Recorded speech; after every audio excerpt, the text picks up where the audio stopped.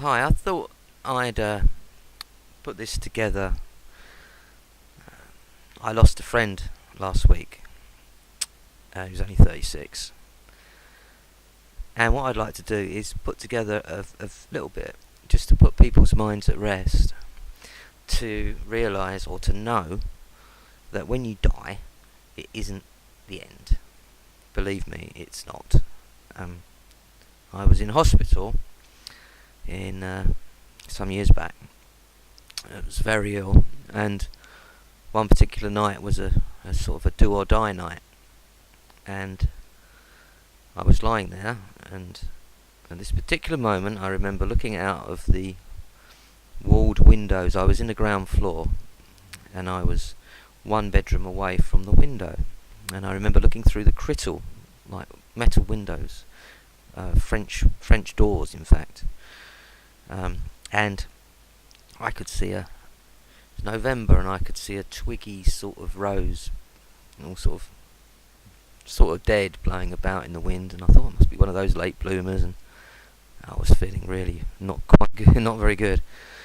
And a telephone, a red telephone, appeared on the right-hand side of the bed. It wasn't on a table, on a shelf, or anything. It was just there in mid-air.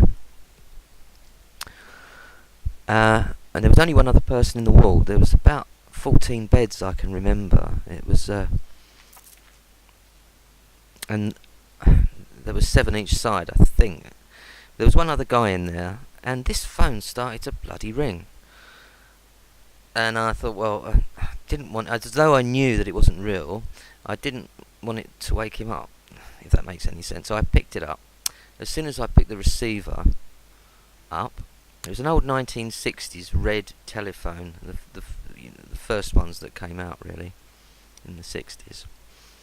And I got the feeling as though I had nothing else to do with this world, and I'd fallen backwards, not really knowing what was happening, and it was like felt like if you imagine putting a chair on the edge of a cliff and just pushing your feet on the floor and going backwards, but you don't know that you've done that. It was that feeling. And for about 5 or 6 seconds, or for some seconds, I was absolutely petrified, terrified, because I knew that I'd died, and I didn't know whether this was just the next bit before the lights really went out. It was a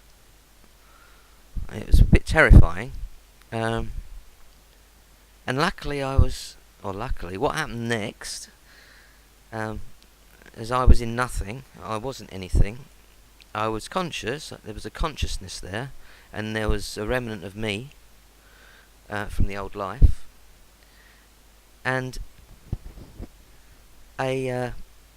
what I would have said is a guide, I suppose, and it was familiar. Another consciousness arrived to my left, and we were both sort of slowly going forward, in a forward motion, but there wasn't anything. We weren't anything. We weren't in anything. I couldn't say it wasn't light, it wasn't dark. You couldn't really even describe that. It was nothing I'd ever experienced before. And he said to me, telepathically, and this has happened before, quite a lot of times throughout my life, I've had incidents, not near-death experiences, but incidents where something's happened and I have had telepathic communications. And he said to me, well, and he called me by my name, he said, you can carry on going if you want. He said, it's your decision, it's your will. Or he said, you've got a lot of work to do back there, and don't forget your kids. And when he mentioned the children, obviously I die for, it was as though I clawed my way back through the top of my head. So I felt as I went in through my head and back out somehow. And I woke up in my bed in hospital, And I remember opening my eyes and seeing my arms out in front of me, sort of grabbing, and surrounding me there was about I think there was three or four doctors, and one was holding the defibrillators, and I suppose to try and bring me round. Uh, and just before I remember coming back into that bed, I heard somebody say in the distance, like an echo, "He's back." And I thought they were saying they knew that I'd been away, and I'd come back, but which I had. But anyway, that for me changed my life, and that Bill Hicks, it's all alright, and that's what it is. This life should be an adventure.